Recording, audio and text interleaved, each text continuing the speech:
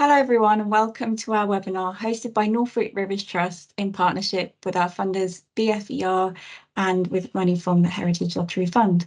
We are excited to welcome you to these talks today. We'll be talking about water sensitive gardening and how this can help you save money, make your garden more resilient and also help the environment. This is by protecting habitats and by using less water, which in the face of the quite changeable weather we're experiencing, I'm sure is something everybody will find interesting. As a Rivers Trust, we're interested in protecting our watercourses and habitats and nature, but whether or not you are close to a river, your water use can have an impact. So we will be talking more broadly about water sensitive gardening and catchment wide and how this all links up. But we do have a guide as well that's been released on riverside gardening. So there will be aspects of this talk and that guide, which hopefully you can delve into a bit deeper if you do have the, if you're lucky enough to have a riverside garden. So without further ado, I'll introduce you to our speakers today. We have Sam Hurst from Norfolk Rivers Trust, who is the farm team lead. We also have Ursula Juta, who is our senior project officer and ecologist. And we're joined today by guest speaker Janet Manning, who's a water scientist at the Royal Horticultural Society and has done a lot of work prior to that role in Water's Worth Saving campaign. And she's got an excellent talk, which I hope you'll find really interesting. The session does have a Q&A as well, so we'll be taking questions towards the end, and feel free to follow the resources, links and guides and have a wonderful session. Thank you very much. Hi there, thanks Charlotte for the introduction. My name's Sam Hurst. I'm actually the farm team leader here at Norfolk Rivers Trust.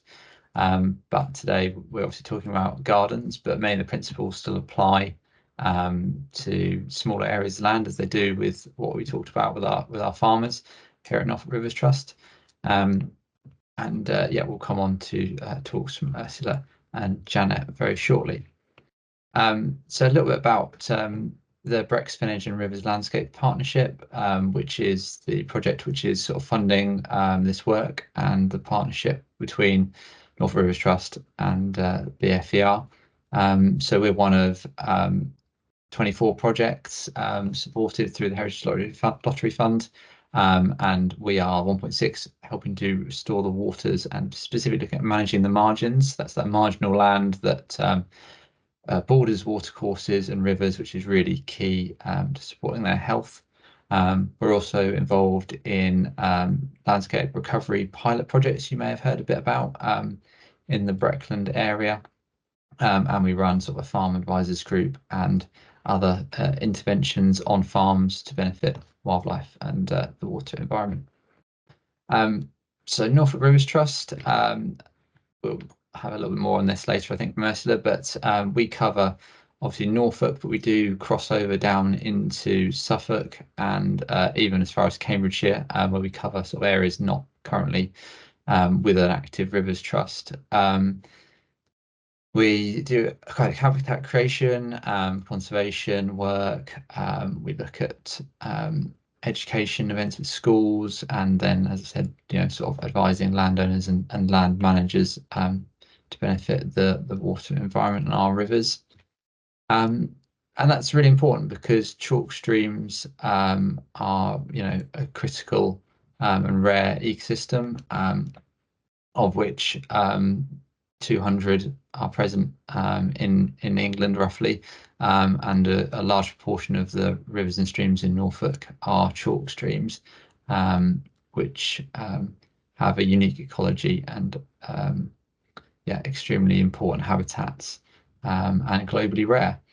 And I kind of put this still in all my presentations, basically to sort of show that actually if you have a healthy river requires good water quality, good habitat, and good water quantity or flow. And if you take away one of those legs of the stool, then it's no good. So you can have all the brilliant habitat if you look in the world, but if the water quality is poor, then species will struggle, and equally, if there's no flow or no water, then they'll struggle as well, even if the habitat's brilliant. So, and we do have a lot of pressures on our rivers and aquatic ecosystems, from excess nutrients, sediment and silt washing off lands, and the amount of water we abstract from rivers directly and from aquifers, and then also the modification, how we've changed rivers from their natural state over the years and adjusted them to suit our needs at the time.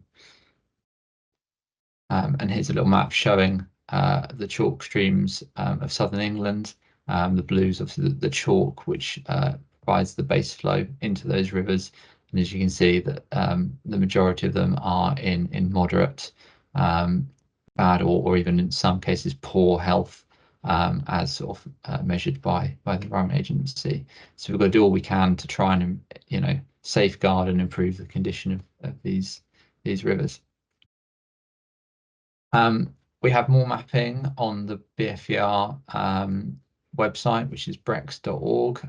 We've got an interactive map, so you can explore that, scroll through, find out more about the rivers that cross the Breckland region, and some of the sort of unique habitats, protected sites, things that sort of they all interlink up with, and help you sort of find out a bit more information about the area and their rivers. So back more onto sort of gardening. How can you help? Well, valuing water is the most important thing. We take it for granted. We turn the tap on, water comes out. We flush the toilet, our wastewater goes away. But really, actually, valuing it as the precious resource that it is the most important thing. Being climate resilient, we'll come on to that, and the ways you can make your garden more resilient to the extremes of weather that we're currently experiencing and likely to experience in the future. And making space for nature as well. We are a relatively nature depleted landscape, and we need to do all we can to make space for wildlife where possible. Composting, recycling nutrients is a great way to enhance your garden at very low cost, saves you money, and actually provides a lot of other benefits to soil health and those decomposers and insect life in your garden as well. And that comes onto gardening organically, so or at least reducing the amount of chemical inputs, pesticides, herbicides, and other products you use on your garden, because of the unintended consequences. And hopefully there's some information coming on to you later around sort of natural solutions to help you have a healthy garden and environment without using chemicals that are produced using fossil fuels and have harmful effects and potentially far-reaching effects on the environment and your health as well. And lastly, get involved with your local river or wildlife group if that's something that you've got the time and interest to do. It's a great way to learn and meet like-minded people and do good things for your local area. So valuing water, I put this slide in to most of my presentations as well. Basically, it's going back to school and refreshing ourselves with the water cycle. So we have quite a small amount of rain here in East Anglia compared to the rest of the country, and actually compared to some parts of Europe. We are parts of Norfolk, Suffolk and Essex at times, and in dry years are almost semi-arid in their classification. So we don't have too much rainfall, so we've got to make the most of it when we do get it. But what does fall helps to, if it infiltrates through the soil, ends up in the chalk aquifer, which is a porous rock chalk underneath large parts of Norfolk, and that actually is a reservoir underground that we abstract from, and most of the drinking water in this region comes from that chalk aquifer. But it also supplies the base flow to our rivers through springs in the landscape, also directly flowing into the bed of the river as well. And then obviously we abstract directly from the river as well, for irrigation and again for drinking water and other industrial uses. And then we obviously use the waterways. We have ditches and we have outflow pipes where we kind of dispose of the water. So the water environment is, the water's permanently moving through it, from one sort of stage to the next. But the kind of the key thing is that we're very reliant on this chalk aquifer, and the water that we take out of the aquifer is less water that is available to our chalk streams and rivers. So it's sort of worth bearing in mind when you're going to use the hose pipe, or have that long hot shower. That water has got to come from somewhere, and actually the more we use, the less there is for the rivers of our region. And yeah, so it's about 75% of our drinking water comes from that chalk aquifer, which is a significant proportion, and the quantity used to supply our homes is the largest water use as well. And irrigation is another feature that is a significant user of water, especially on farmland, but also when talking about gardens. So yeah, sort of summarising that, we are heavily dependent on groundwater for our public water supply, and we are classed as using water at a rate that will soon surpass what is available in terms of what the water companies can extract, but also what the environment can support. So we are in a water stressed part of the world, and we need to reduce the amount of water we use quite significantly, certainly in the next 5 years or more, without any additional increase in water use.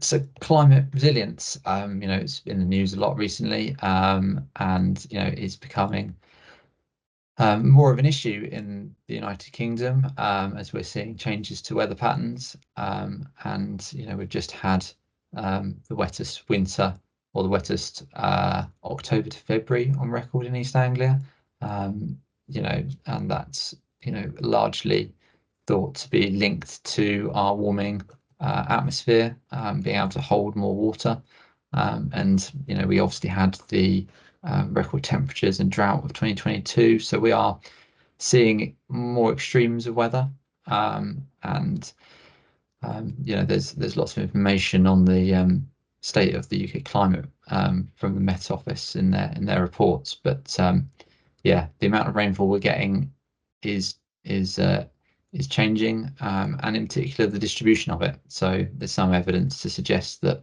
we are getting warmer, wetter winters, and we're seeing drier springs and summers. So that's going to affect the planting, our gardens, our allotments, and our cropping and our food production. So when we're gardening, we've got to think, actually, are the plants that we're buying and that we're putting into our gardens going to be tolerant to that climate going forward, and how can we use our gardens to protect ourselves and the wildlife that depend on them from those sort of changing climates. So some of the things that we can do if we're going to have warmer summers and extreme heat events, shading is incredibly important. Shading using trees, they are an architectural feature, but they are also brilliant at cooling the ground temperature below them, and if placed around buildings, they can shade and cool your home as well. And deciduous trees obviously have the advantage of that in the winter months they lose the leaves and the light can pour into your windows and warm your home, but in the summer they have that cooling effect. Ponds and rain gardens, so again, brilliant ways to store water for later use, but also they become vital oases when we do have those periods of drought, for wildlife, birds to drink from, insects. So if we can capture water off of roofs and divert that into ponds rather than into drainage pipes that get it away to the nearest ditch as quick as possible, we can intercept that water in water butts and ponds. That's for use. That's going to prolong the water that we've got available and reduce our reliance on water from the tap. And there's also some interesting things. There's a Grand Designs episode a few years ago where they were exploring the benefits of using ponds to cool your home as well. So the theory being that if you have a pond or a body of water between sort of the prevailing wind and your house, the warm air passing over the pond picks up moisture and actually helps cool that air and can bring cooler air into your home as a sort of a natural form of air conditioning, which I thought was quite an interesting idea. And then think about your surfaces. Obviously, the more hard surfaces, paving slabs, concrete, they're going to be absorbers of heat, and they're going to be a lot hotter, both their surface temperature in sunlight, but they'll also retain that heat and reflect it back after the sun's set. So you're actually going to be sort of creating that urban heat island effect, which will make life even more uncomfortable as you try and sleep at night, but also it'll be less comfortable for your plants and those creatures in your garden that are also seeking a bit of respite in the evening, and will make them need more water. So things like artificial grass is another one that it's can have a lot higher surface temperature than normal grass, and there's some examples there on the bottom left from a study I found. But yeah, you're talking significant 10+ degrees cooler just having grass than a hard surface. And then planting, again, sort of mentioned it, but think about the conditions that you've got locally, but also what they might be going forward, and think about the soils that you've got and what conditions that the plants you're trying to grow are naturally acclimatized to. So there's no point trying to grow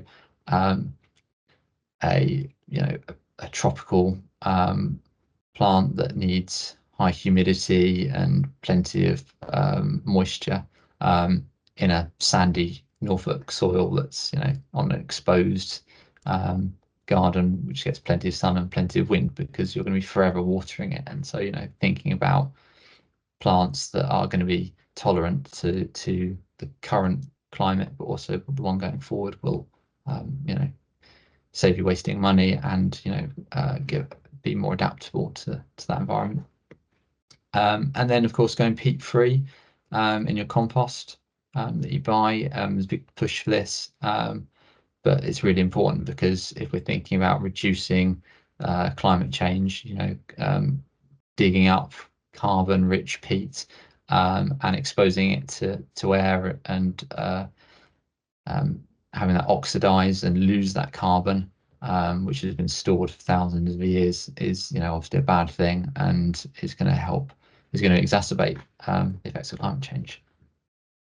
And mulching as well is another thing that is really important to help reduce that water need. If you're using gravel or bark or straw in your beds and around your plants, when you water, that helps to keep that moisture in the soil and reduce that evaporating effect.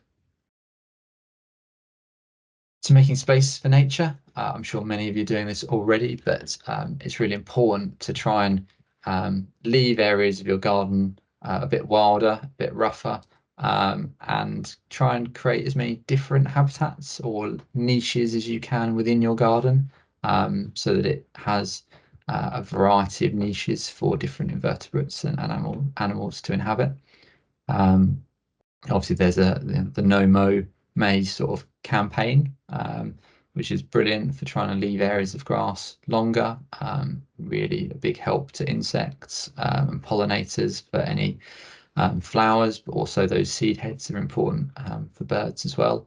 But it doesn't mean not mowing ever, but periodically mowing, leaving periods, and managing your lawns a bit more like a traditional hay meadow will help promote biodiversity.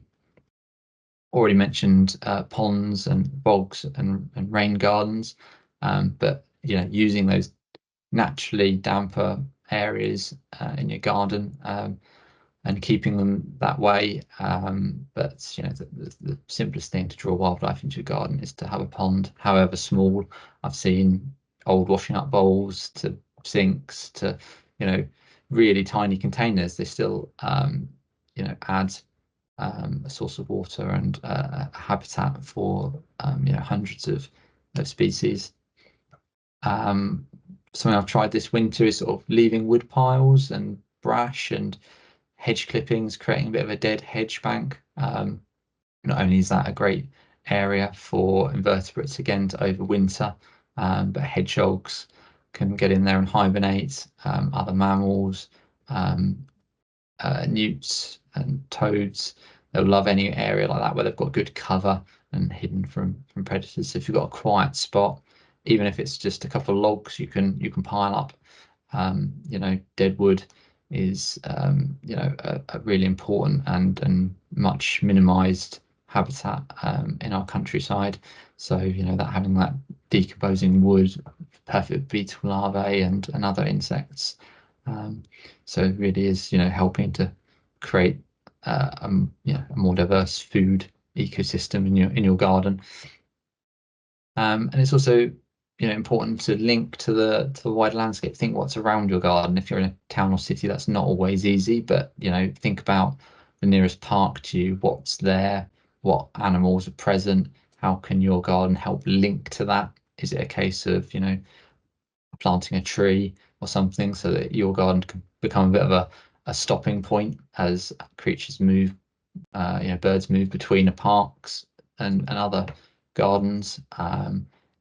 Thinking about the soil again, what's the sort of the natural vegetation might have been before your house was there? Is it a naturally heathy part of the country that would have gorse and heather and those sort of species in it, or is it a clay-rich, wetter, more naturally wooded environment with sort of an understory of hazel and ferns and things? It's trying to pick out what's around you and bring those into your garden will those plants and things will do better because it's probably better adapted to your conditions, but it'll also be better for the local wildlife as well, who will kind of need that specific habitat type.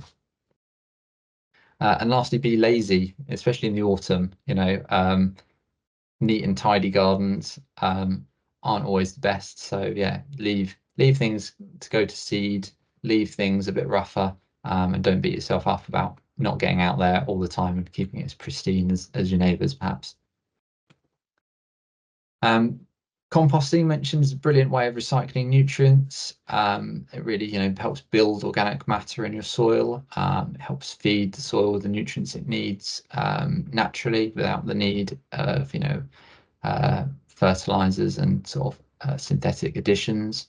And it saves you money if you've got the space to do it. Even just the black sort of Dalek compost bin, really useful for helping to dispose of your household waste, but also helping to save you money by not having to buy extra compost.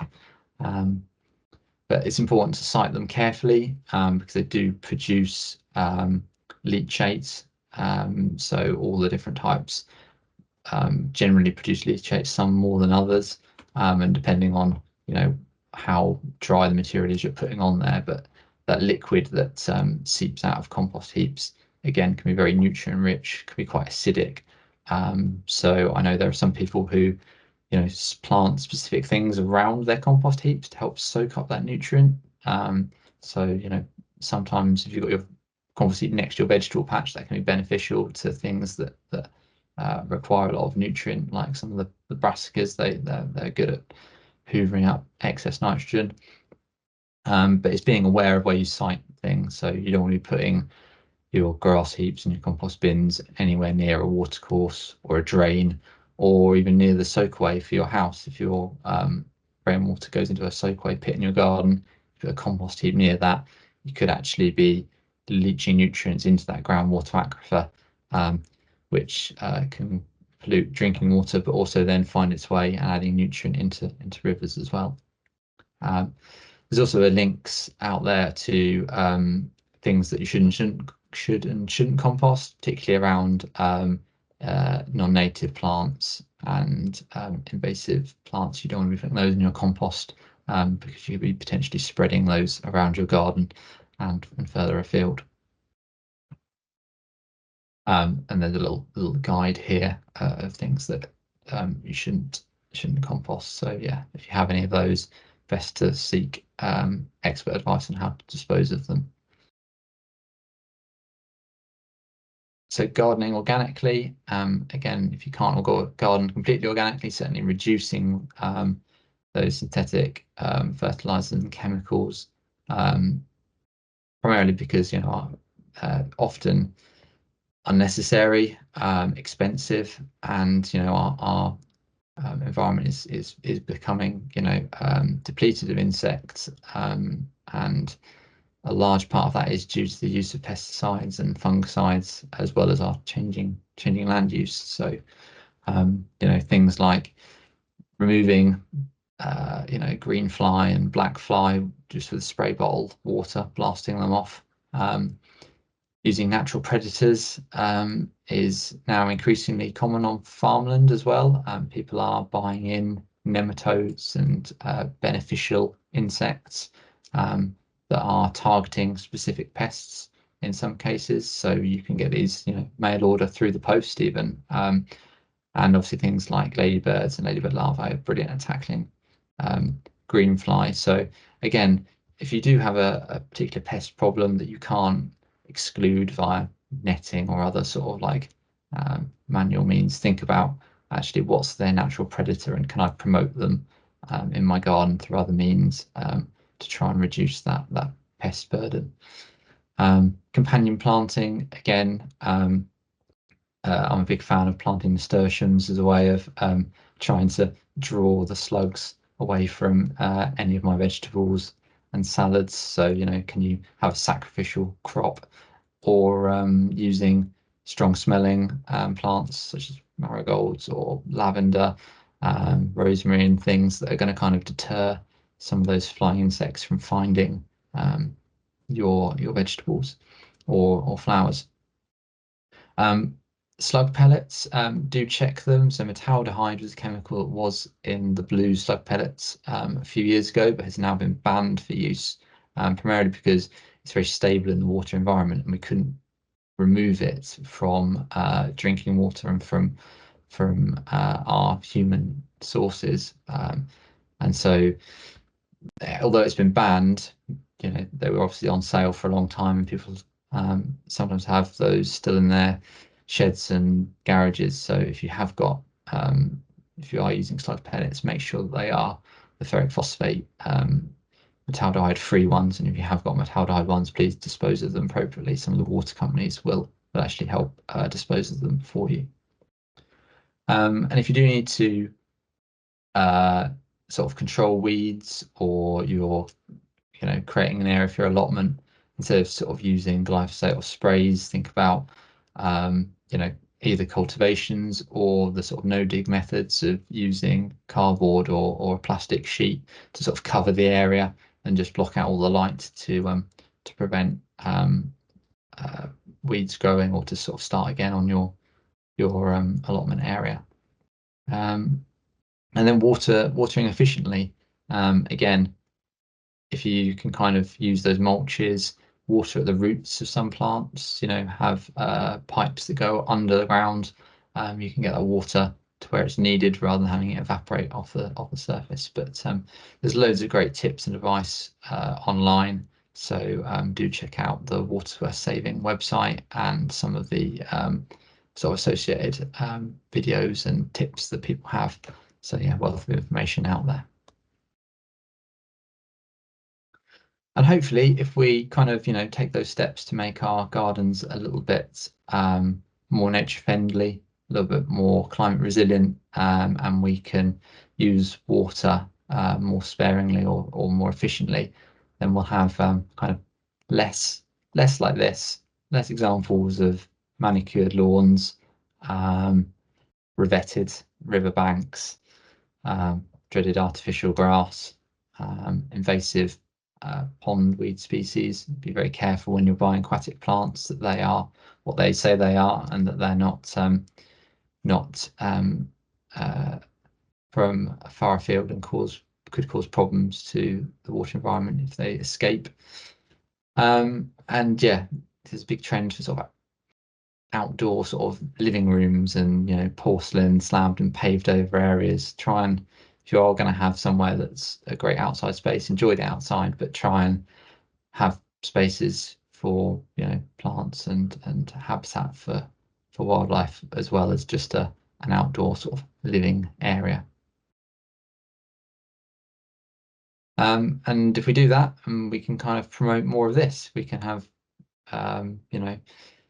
lots of diversity in our planting, in our borders, wildflowers, aquatic areas. We can slow the flow of water that's draining to our rivers and infiltrate more into the aquifer. It will provide more habitat for plants and animals that sort of depend on it, and hopefully we'll get more enjoyment from our gardens as well from seeing all of the increased wildlife and biodiversity. And that will benefit the wider environment, our water environment, and our rivers will hopefully stay flowing strongly, clean, crisp water quality that's fed from those chalk aquifers, and they'll be a healthy place for all the creatures that depend on them. So thank you very much. I will now hand over to Ursula, but I will also leave the links that we've got here, and they will be up on our website later as well. So plenty of useful resources for you to find and explore online. Thank you. Hi, I'm Ursula Juta, and I'm here to talk to you tonight about gardening with wildlife. And I'm here to give you some ideas for sort of riverbank and riparian planting to offer the best for the aquatic wildlife that you might encounter in Norfolk streams and Norfolk gardens. I'm a Senior Project Officer and Ecologist for Norfolk Rivers Trust. We're a small conservation charity, and our aim is to restore and conserve Norfolk's rivers and wetland habitats for people and wildlife. I'm really lucky. My role is really varied, and it ranges from delivering restoration projects to conducting species surveys, and I work with children at schools and with volunteers as well. I'm really lucky because I get to see so many different habitats, so many different rivers. I work across a range of different projects, and I thank my lucky stars every day for this role. So as I said, I'm here today to talk to you about how you can garden for wildlife around watercourses like streams and rivers. There are a few things to consider which will help shape your designs, and I find if you work with what you have rather than trying to change it, you will ultimately be more successful. You need to consider light availability, soil type, the flood regime. For example, is your site regularly underwater? Whether the land is grazed by livestock, how nutrient rich the soil and water are, access for authorities such as the Drainage Board or the Environment Agency, and how you intend to use the space. This could be an area of high use where your children play and the dog runs up and down, or it could be a quiet contemplative space, or it could be a wild space reserved for wildlife and nature. Just for starters, here are some plant ideas if you wanted to go and buy some bankside and riverside plants. I would highly recommend going to a reputable nursery, and that's really important because quite often plants are mislabeled and misidentified, and you might end up planting something that's highly invasive and not very helpful along our riverbank. Quite often I find that if you leave nature to take its course, you will get a lot of these species anyway. So natural regen is the preferred option, but if you are a keen gardener and you want to introduce some nice species, these are some recommended ideas.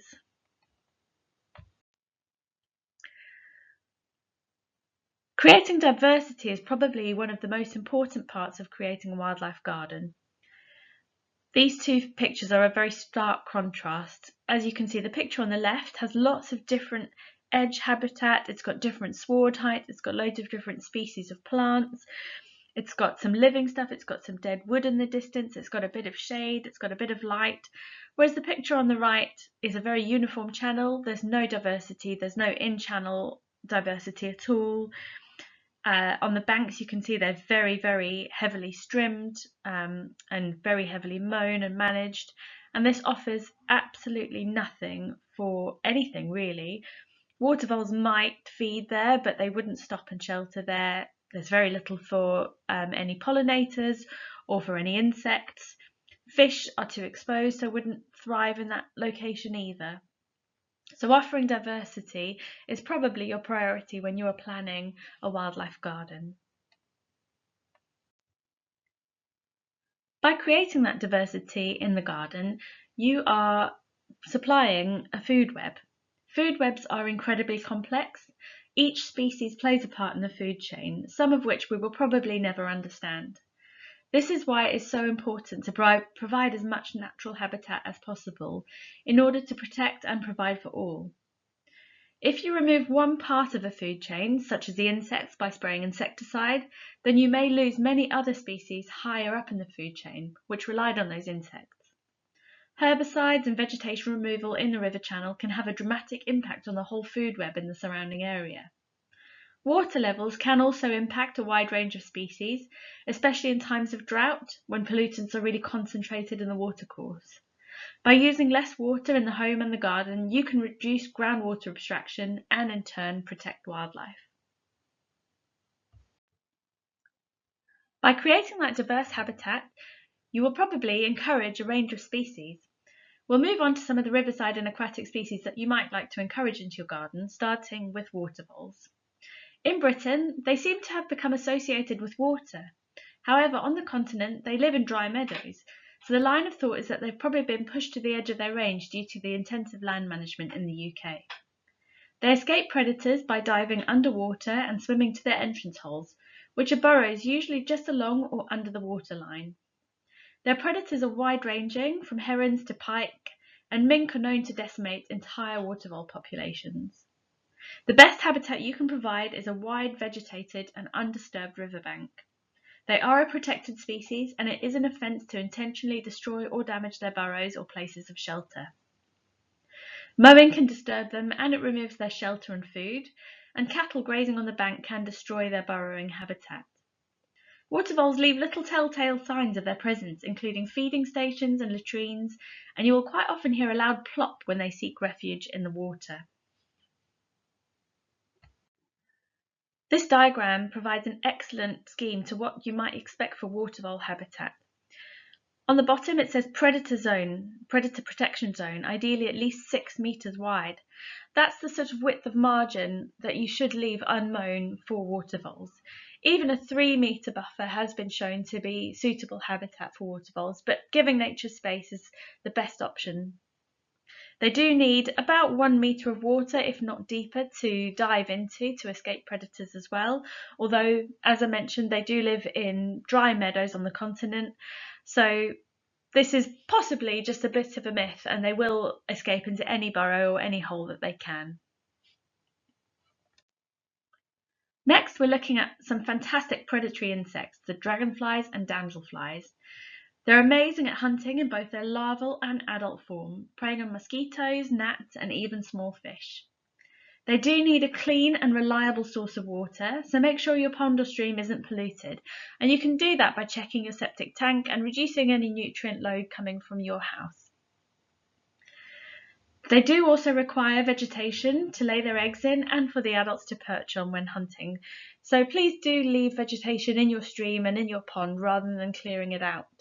I think people have a real urge to clear water and to open water, but a lot of species do rely on the aquatic plants to thrive in. So do leave some ponds, especially sort of tall marginal plants, on your riverbank.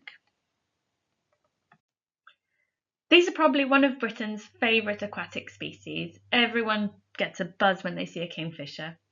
They eat insects, tadpoles and small fish, and they need perches like overhanging branches to fish from, so leaving shrubs and trees on a riverbank can attract them. They don't build a classic bird's nest, instead they burrow out a tunnel and a chamber into the riverbank. You can actually buy pre-formed kingfisher nesting chambers online and install them, or you can leave them to build their own. Like most birds, they like undisturbed locations, and it is important to note that to photograph a kingfisher near or at their nest, you do need a license. Otters are the top predators, and they're essential to balance an ecosystem. They need clean, fresh water. They need prey, which can be fish, it can be birds, it can be amphibians. They're very good at controlling invasive crayfish. And to nest, they need cavities such as holes in banks or tree roots as well. They are a protected species, so again, it's really important to note that it is illegal to damage or destroy a breeding or nesting place, or to obstruct or access their resting place.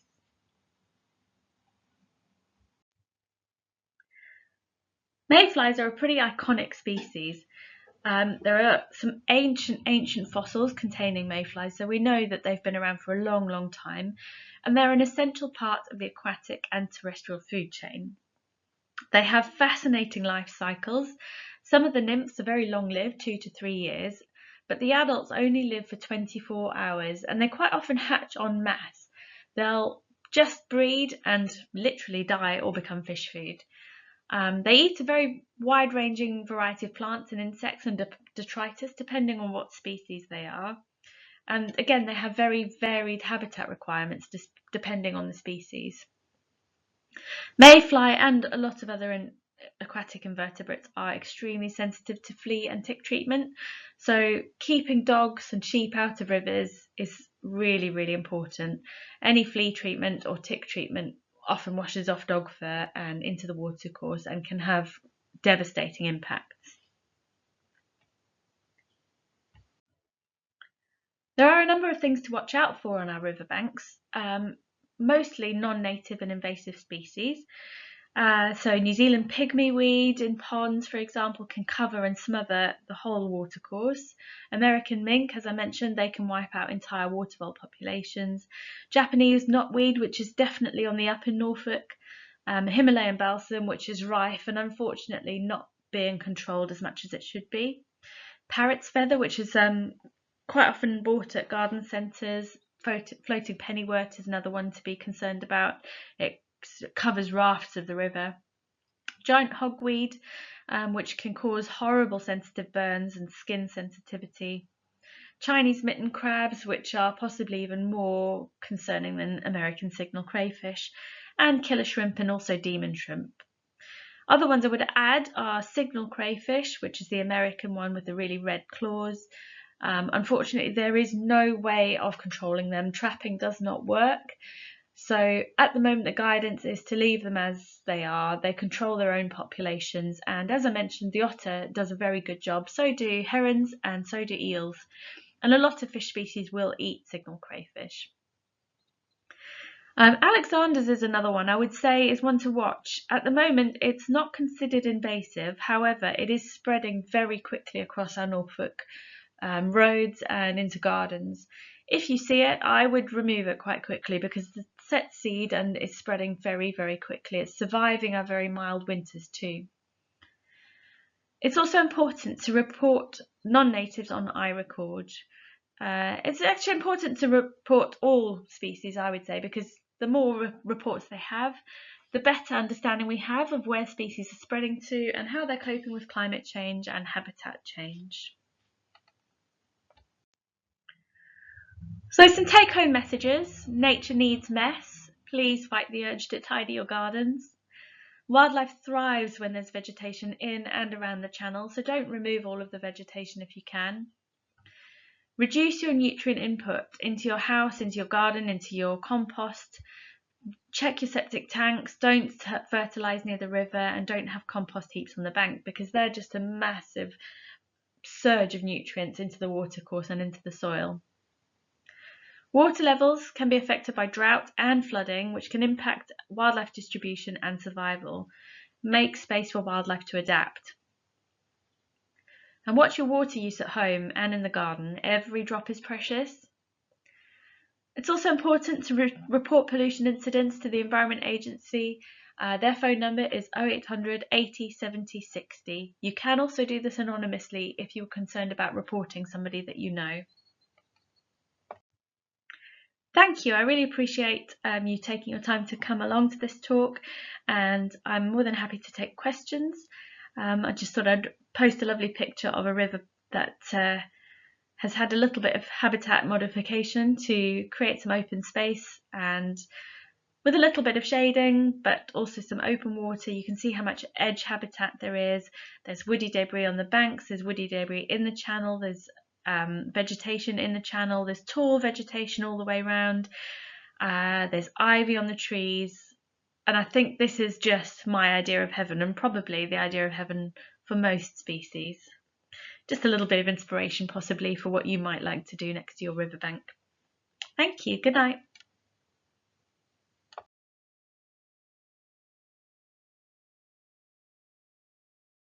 Hello, I'm Janet Manning and I'm currently the Water Reduction Officer for the RHS. I'd like to talk to you about riparian ownership. This is all about gardening on the riverbank. There's a beautiful picture there of a gorgeous riverbank. It looks like a chalk stream because that water is so clear. It's a great way to garden. So let's talk about gardening in general for a little bit, because what we're really interested in is making sure that we look after the river. And when we think about it, most of the water that comes to our homes and we use in our homes comes from either rivers or aquifers that supply rivers. So we really need to be careful about how we look after them. If you're a gardener, you're probably already aware of the effects that climate change is having on our garden. We've had the wettest winter for a very long time. And if you look at the projections, then this is quite an old slide actually from State of the Climate 2021, but things are warming up. We tend to get heavier rainfall. We're getting less frost days. So it sounds like it's really good for growing things, and it is at times, but the problem is that it's becoming very unpredictable. So rather than having cold in the middle of winter with a steady amount of rain, we're getting absolute deluges of rain, as we've just seen this winter. And we are seeing much higher temperatures in the summer and the heat waves that come. And that makes it difficult for growing conditions, really. And that's something as gardeners that we can help and smooth out those extremes to keep things growing. So one of the things that I've done in the past with the RHS is that we developed this website called mains2rains.uk. The intention was to persuade as many gardeners as we could to switch from using mains water in their gardens from the tap to using collected rainwater, but not just collected rainwater, but actually making better use of the rain. So when it does rain on your garden, more of it stays in your garden. It helps everybody, it helps your garden, and it helps the rivers to be maintained. It saves the water companies from taking water from the rivers to supply our mains water. So there's four main sort of categories. Slowing the flow, which it says is more or less what it says. We need to slow that flow of rainwater away from our properties and hold on to it. We need healthy soils, because healthy soils hold on to more water. So it means that when it rains directly into the soil, then more of it will stay there. We can collect the rain. So everybody knows about water butts. That's one of the first things that everybody says when you talk about saving water in the garden. And roots matter. Deep roots really do matter. So when we're growing plants from seed and they've got very short little roots, they're going to need more frequent watering because their roots can't reach the deeply held water in the soil. If we've got a huge tree in the garden, the roots are so deep, there's really not much point in us watering at any time because it's so deep that it's happy in itself, and any water that we add isn't really going to make much difference. It's it's a great website. There's lots of other links through to other advice on how to save water in your garden and how to switch to rainwater. So it's, even if you decide that actually I'm going to throw as much water around as I want, then if it's rainwater that you've collected, that's great, and you can do it. So let's talk a bit more in detail about roots. The sort of root systems that plants have sort of evolved to suit the soil type that they grow in. So you'll find that if you go onto the RHS website, there's a really good database of garden plants, and you'll be able to select the right plant for the right place. You can you can search on the type of soil, whether it's clay, sand or loam. You can search on whether it's north or south facing. You can search on whether you want it to be flowering in the winter or the summer. Lots of categories of how you choose the right plant. If you get the right plant in the right place, it'll be much happier. It will survive better, and it will need less work from the gardener to keep it going. Deeper roots reach more water, and it's really obvious when you say it. So if you switch to planting things in the autumn, when the soils are moist and there's still enough warmth in the soil from the summer, the roots will continue to grow. And even when the plants, if you're planting herbaceous things, then the top may die down, but the roots will continue to grow on warmer days through the winter if there's enough moisture in the soil, which there generally is. So I've switched a lot of my planting to autumn planting whenever I can. If you're thinking about tender perennials, it may be better to switch to the spring when it's a little bit warmer. But yeah, loads of planting could be done in the autumn rather than waiting for the spring. Just to go around this infographic is still on the RHS website if you wanted to have a look at it again.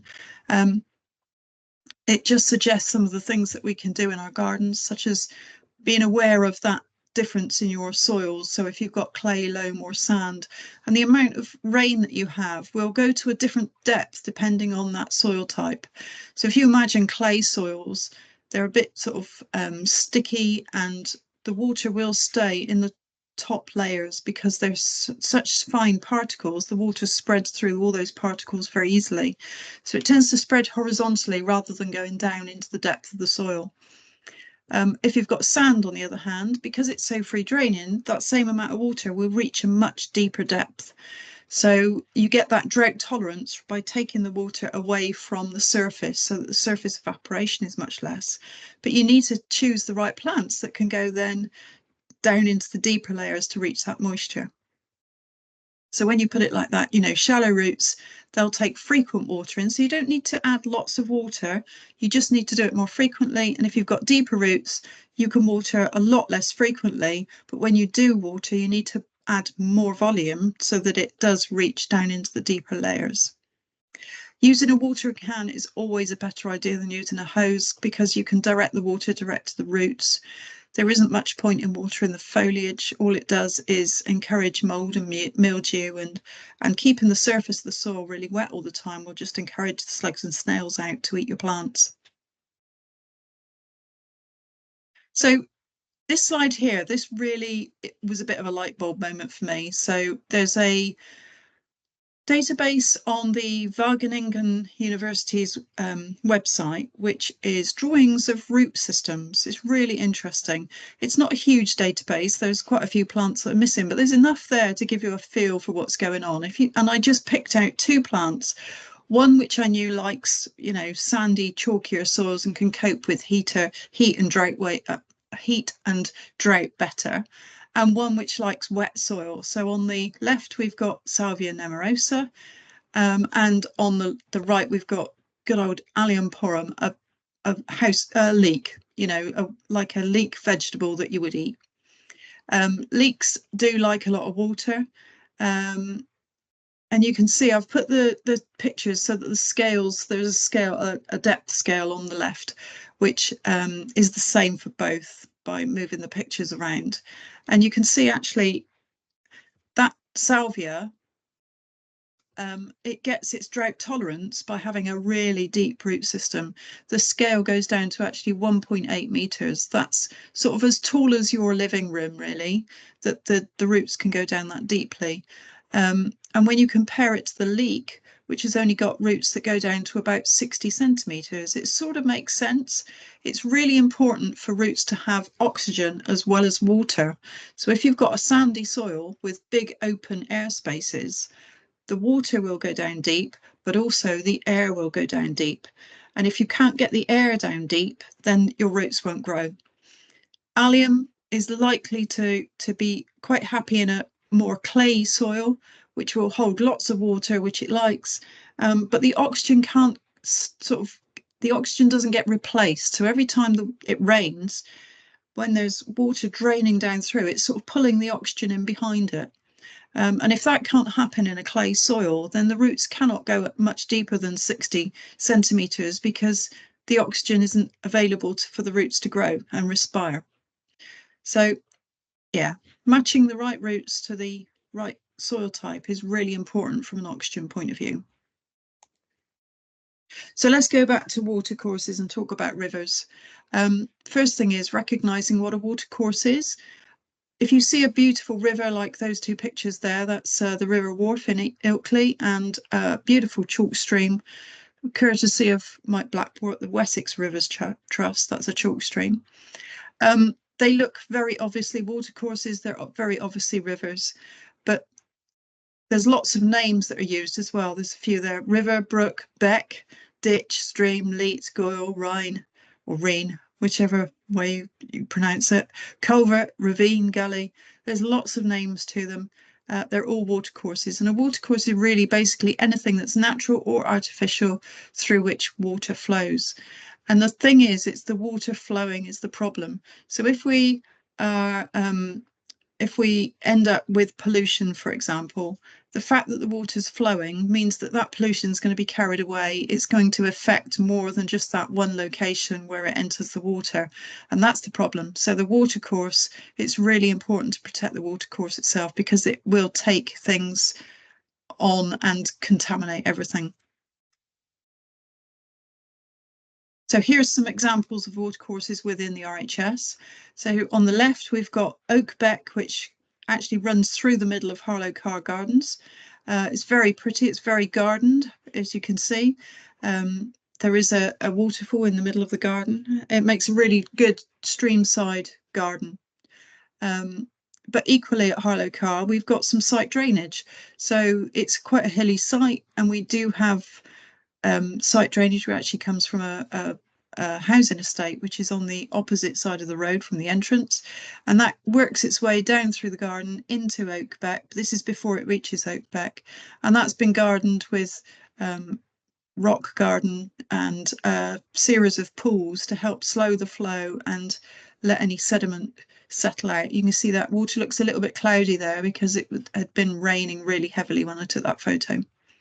Equally, this is the brand new Clear Lake at Wisley, which is a huge lake, but it's still a watercourse because this is collecting rainwater off of the roof of a building, but actually it still overflows and it carries on through a ditch system and out towards the A3 that you can see in the background there of that picture. So it's still a watercourse. The water is travelling, it's artificially made, but it's going to take anything that enters that water on through and out into the wider environment. A few more slightly less obvious ones. We have a leat at Rosemore. So this is like an artificial canal that was built for handling lime at Rosemore. And it sits alongside the River Torridge, which is the picture at the bottom there. You can see the river there looks quite muddy because upstream there's a lot of agricultural areas, and it had been raining heavily when I took that picture, and so a lot of the sediment in the soil has washed off from the agricultural areas into the river. Further up the River Torridge, that picture at the top with the trees, that one's a lot cleaner and calmer and looking much nicer in the lower flows though. So here's some less obvious examples of watercourses. So they're still watercourses, they still take water, they still have moving water through them. The one on the left is actually a spring chamber. So where water comes out from a hillside, it very often breaks through as a spring, and they can be piped and directed to where you want them to flow to. And often in the past they've had chambers built so that the water flows through the chamber. We just lifted the lid on this one, so it looks like a simple manhole with water in the bottom. It's very clean because it's spring water. It's still a watercourse. Road gullies, you see them everywhere. A lot of them do. Along the way, they will eventually end up discharging into a river. So yeah, very conveniently, somebody's had a stencil made and painted on the sea starts here, which I think is a really good idea, because eventually it will end up in the sea. So we need to be careful with those. And then this one on the right is actually another spring chamber, which had been absolutely gushing water this winter. It's a very ancient spring that just has to be drained away to move out of the way, sort of thing. But yeah, lots and lots of water coming out of there. It's still a watercourse. It still can carry pollution if it happens. So why do we need to protect watercourses? There's three main reasons: pollution, flood, and habitat. So pollution is something that gets into the water we would rather wasn't there. Flood is about making sure that the water can flow naturally, and habitat is making sure that the wildlife has what it needs to survive.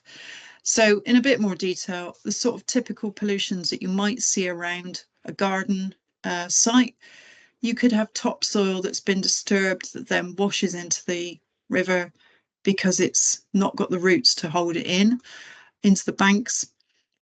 Any sort of sediment, so if you've been cleaning something down and then that sediment washes into the river. Garden chemicals, where if you're feeding lawns or plants and you've got too much chemical, that will wash in. And grass cuttings, just grass cuttings that have been left on the side of the river because they've got cut edges and there's a lot of nutrients in the grass. Then if they get into the river, then they will continue to break down and add nutrients to the river, which you don't particularly want. Litter is a pretty obvious one, litter such as sweet wrappers, crisp wrappers, anything that's been thrown from a car, as we see so many times these days. Nutrients we've mentioned, and organic materials, so things like milk, orange juice, or compost leachate. It's not so much the actual component itself, but it's the fact that it's a very good food source for bacteria in the river.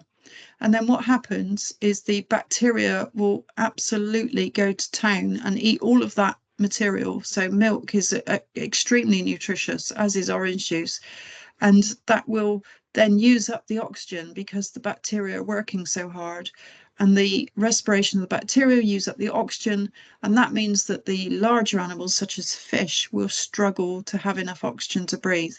That's how the pollution happens with those things. So those low oxygen levels are compounded as well in warmer water because the oxygen is less soluble in warmer water.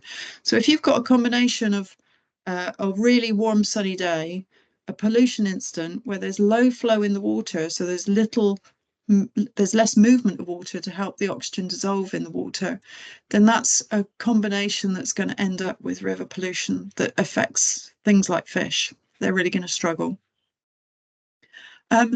Flood, we need to let the water flow naturally.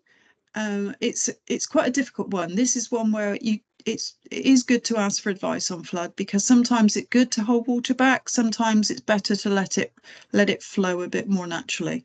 And so this is where we do need to ask for advice. Allowing that variation in flow, so when it is raining heavily and there's a lot of flow around, allowing that variation is a really good thing to happen.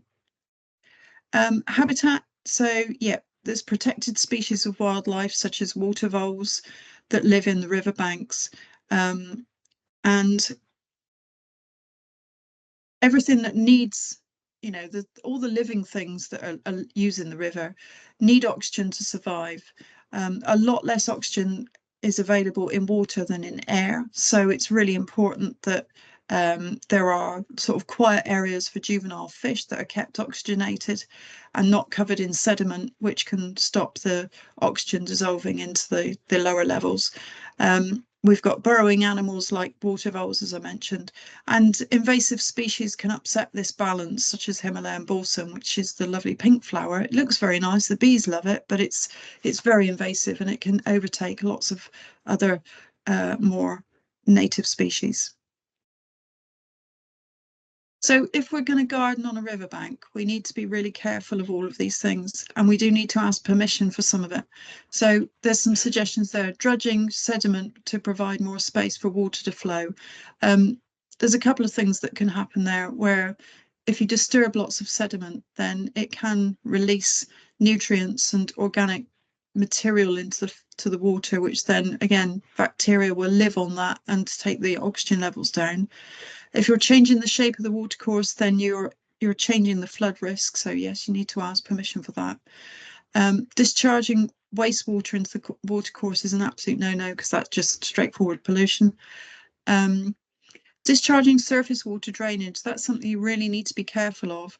So yeah, okay, when it's raining, it might seem okay, but if there was, for instance, a road traffic accident that's close to a river, or your lawnmower tips over and petrol ends up going down a surface water drain, then that can create pollution. So that is not a great idea. Fallen trees, they're definitely good in some instances, not in others. That's definitely one to ask advice on, because they create lovely habitat within rivers, but also they can create a flood risk as well. Clearing vegetation, if it's general vegetation, that's usually okay, but clearing a complete clear to get access to the water's edge is really not such a good idea. There's various reasons for that. You take the shade away from the water, so the water gets warmer. You lose the cover for all the wildlife. So yeah, that needs to be really thought about carefully.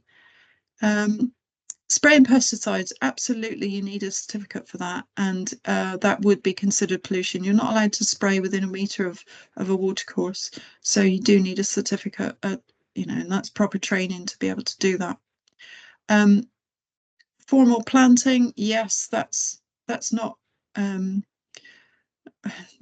if you're changing the complete planting across a riverbed, then it does need to be considered very carefully, because there could be other species there that are better for the wildlife. Removing gravels from riverbeds, that changes the way the water flows. So it changes the velocities, you'll get different sedimentation effects from doing that. And so that's a very definite yes to ask for advice on that one. Damming a stream to form a lake. In theory, if you were going to do that, you need an impounding license from the Environment Agency. So that's not something that you can do without permission. And pumping from a stream for irrigation. You can possibly, actually, you can take up to 20 metres cubed a day without having an abstraction license. Any more than that, you need an abstraction license. But what you really do need is, whatever you take, you need some sort of meter to measure, so that you can prove that you're only taking 20 cubic metres a day. So where do you ask permission from? So if you, it depends on whether you are living or using a main river or an ordinary river, and you can work that one out from looking at the main river map, which is on the DEFRA website. There's a link on that slide, but if you just Google England main rivers, and you can quite easily find that main river map. So if it is a main river, that's the Environment Agency that you need to ask permission from. And if it's an ordinary watercourse, so anything that isn't a main river, then there's a lead flood authority or internal drainage board. Again, it will tell you on your local council website where your lead flood authority is. So the ones that we've got for the RHS for our gardens are listed there. So for example, you know, Bridgewater, which is actually in Manchester, is Salford City Council that we'd need to look at, whereas both Wisley and Rosemore in Devon are both main rivers, and that's the Environment Agency. There's some really good advice about owning a watercourse on the DEFRA website. If you just Google owning a watercourse, then there's some really clear guidance there. And there's some really good guidance from the Rivers Trust. Both Norfolk Rivers Trust and Wessex Rivers Trust have got some really good guides. Looking after your garden riverbank has got some suggestions for some lovely plants as well. So what goes wrong? Well, it's sediment which causes pollution. So if you've got bare soil next to watercourses, if you're going to replant the an area of your garden and we have heavy rain, that's a time to think about how would that soil get washed into the river if anything happens, you know. So it's better to try and do things in small batches, so you haven't got a large area of bare soil at one time. The marginal fringe, I love that phrase. The marginal fringe is actually the bit of vegetation that goes down to the riverbank, and it's that planting that actually stabilizes the banks. The roots get into the soil there and they stabilize the banks, and they help to take the nutrients from the water. If it's flowing into the river through the bank, then the plants themselves are taking the nutrients and holding onto them before they reach the river.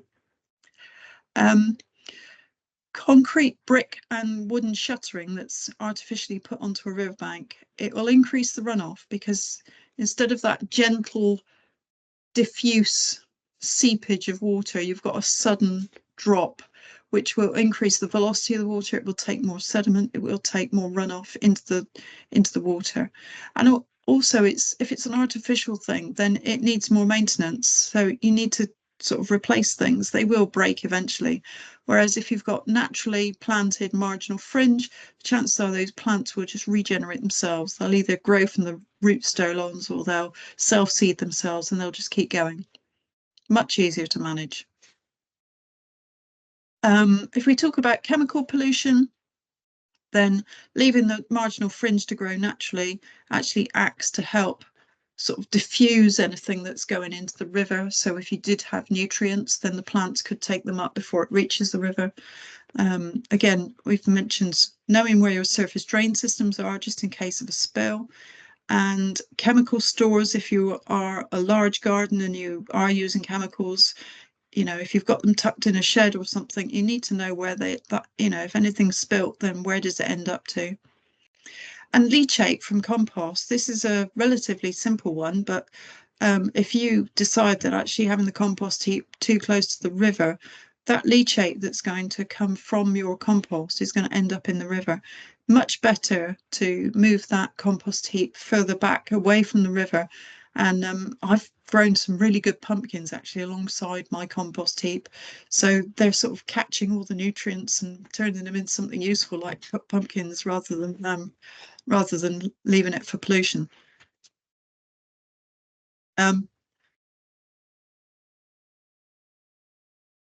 Yeah, so habitat, leaving the marginal fringe to grow, so that there's things for things like mice to run through. It's all cover for wildlife, which is great.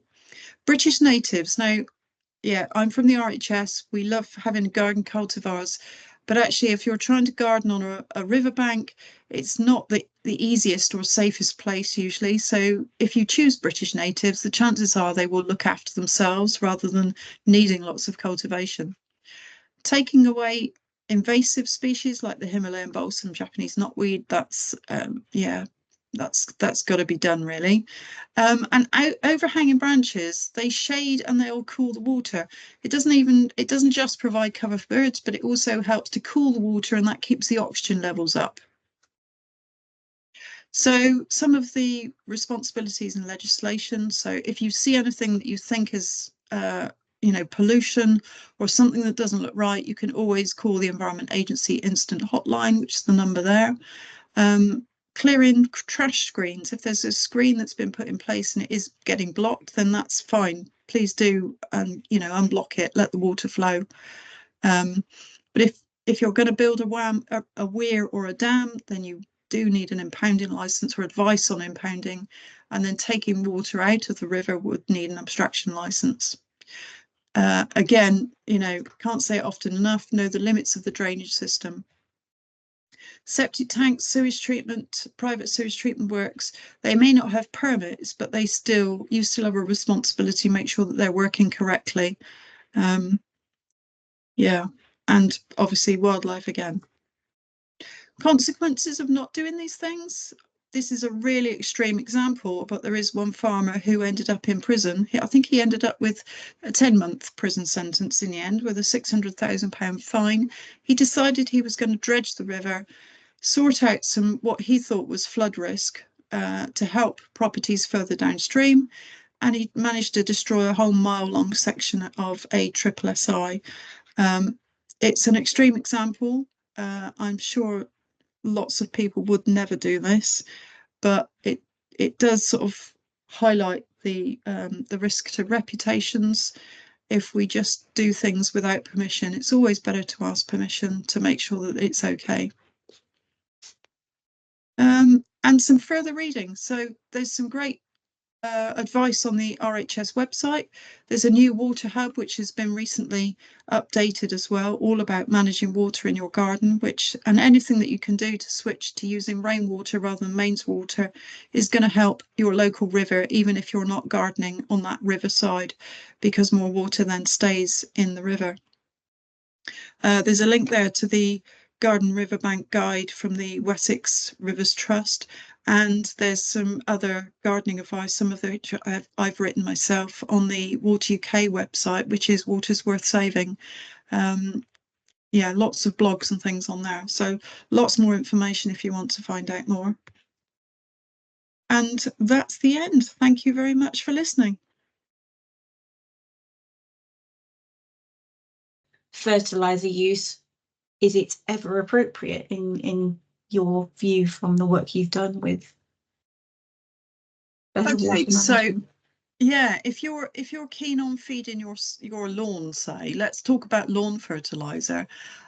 What you can do, instead of adding more soluble fertilizer, is that you can just mow your lawn a little bit higher but more frequently, and leave the lawn mowings on the surface of the grass, because then they will mulch down and they will create that sort of organic material that the worms will take down into the soil.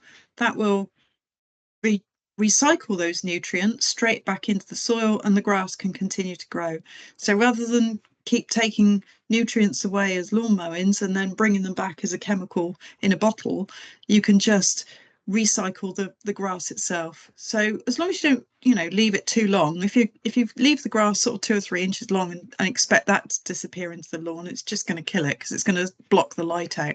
But some of the fine lawns in big houses were mown every day, sometimes twice a day, just to take that little skim off the top of the surface and allow that water, that grass, to go back into the soil.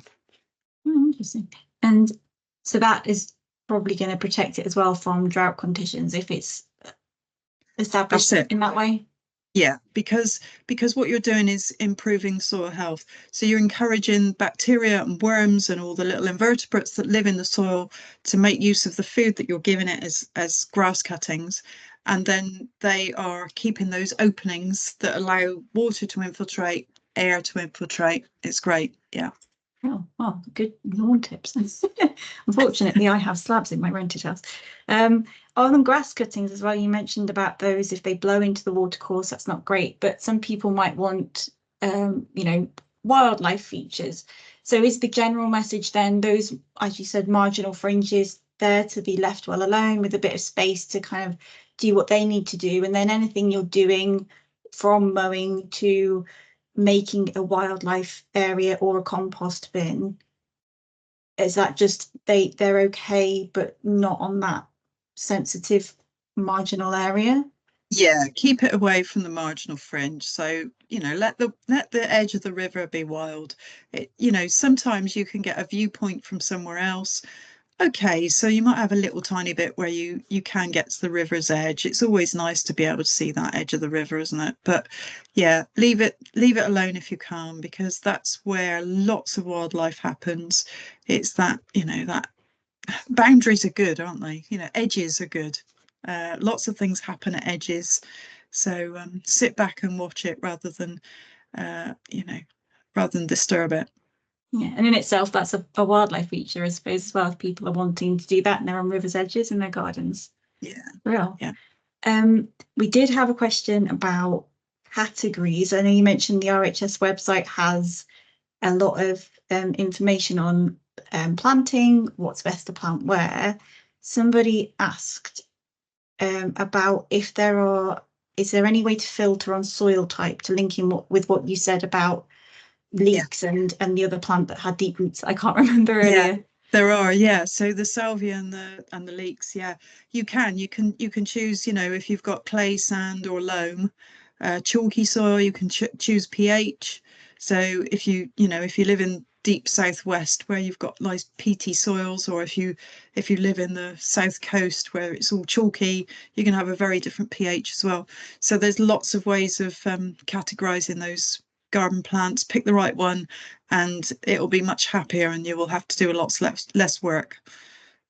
Yeah, thanks. And one final thing was reducing watering, you mentioned, to better for the plants, more resilience, and less watering overall, as you explained, and less slugs, which is brilliant. When do you know when to water? Oh, that's the $1,000,000 question. If I could get an answer to that, it'd be great. In containers is really easy. The simplest thing is if the container is small enough for you to lift it up, lift your container. If it's light, water it. If it feels heavy, don't water it. It's really simple. I always try and tell people to put a saucer under a container as well, because it really teaches you how much water your plants need. If you water your plant and the saucer fills up, just stop. Come back a little while later, maybe an hour later, and if that plant's absorbed all the water that was in the saucer, it was dry. If it's still there, it really probably didn't need watering, and it really gives you an idea of how much water you need to give it. When you're planting into borders and you can't see what's draining away, honestly, the best thing to do is just scrape back the mulch. Always use mulch. That's the other thing I didn't probably mention, was always use an organic mulch, because that sort of it allows the surface to stay cooler, because you've got a vapor barrier almost. Mulch acts like insulation on the soil. So, and it should be sort of nice chunky mulch so that the water runs through. And if the water's running through and you can't see it, just pull back the mulch and see if the soil is damp underneath. And if it looks damp just below the surface, then yeah, you're fine. If there's a bit of dampness there, that's all it needs. It's all good. Brilliant. Okay, there's just a few useful resources here, which they will all be going up on the Brex.org website afterwards. But yeah, links to some of the things that were in my presentation, and some additional sort of tips and guides, if you haven't already sussed out where they are from Janet or Ursula. So brilliant. Well, thank you very much for your time and the expertise of Janet and Ursula for speaking tonight. And yeah, hopefully you'll have a lovely summer enjoying your gardens. Night all.